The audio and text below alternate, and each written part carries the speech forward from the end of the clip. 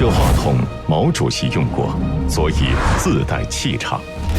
这话筒开国大典用过，所以睥睨天下。请中央人民人父毛主席表彰。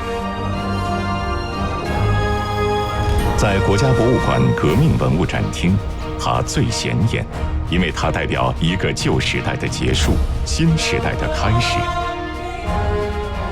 你光泽依旧，仿佛仍在回味你职业生涯里最辉煌的一天。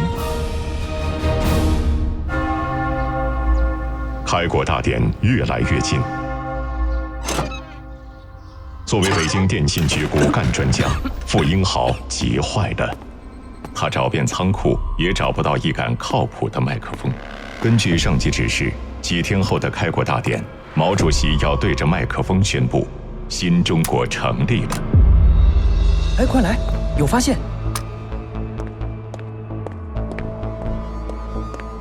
这儿有很多话筒，快看能不能用。喂，喂喂，可以吗？不行，太陈旧了，完全用不了。这是什么？别看只是一杆麦克风，开国大典当天，毛主席要用它指挥。如果麦克风失灵，后果不堪设想。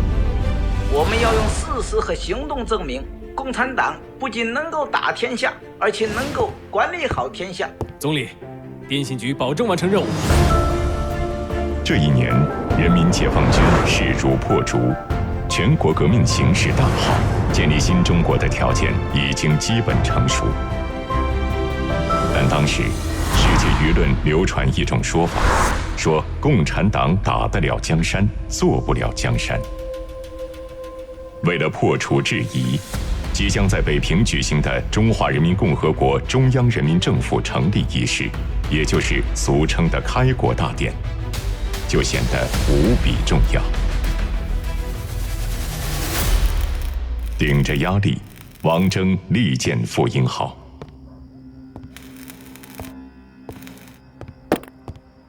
局长，你坐。10月1日就是开国大典，现场扩音保障是个难点。局里决定，把这个任务交给你。局长，这是真的吗？对，延安时期，你就负责建立了我党第一座广播电台，你绝对能胜任。但是，我丑话说在前头，搞不好是要掉脑袋的，这也是总理的意思。1949年，百废待兴。工业基础薄弱的新中国还没有无线传输技术。城楼上，毛主席的声音只能通过喇叭传遍天安门，再通过专门的收音装置传到全国，传遍世界。可是天安门太大，喇叭功率太小。听不清啊，把功率调大。喂，能听清吗？天安门广场40万平方米，将有30万军民到场，现场肯定山呼海啸。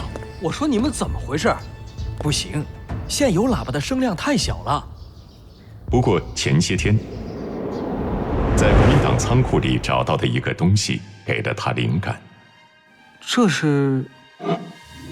他想到了之前仓库里发现的美国海军喇叭。这个喇叭很有意思。本来一般扩音设备只有1-2个喇叭，而它有9个，音量巨大，被同事戏称为“九头鸟”。但前些天，中南海怀仁堂召开了中国人民政治协商会议，为了解决会议扩声，仅有的一个九头鸟已经被傅英豪分割使用了。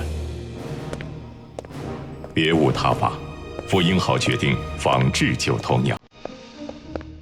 政协会议，我分割了九头鸟，是为了通过减小音量的方式消除回声。但这次不一样，开国大典，音量要大，回声要强，所以必须把单独的喇叭焊接在同一块钢板上。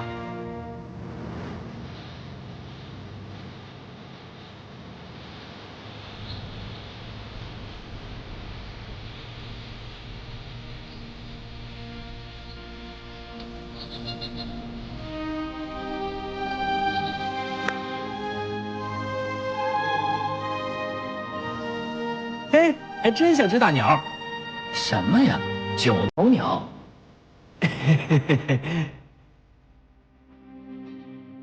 保险起见，傅英豪在天安门主席台安装了4个话筒。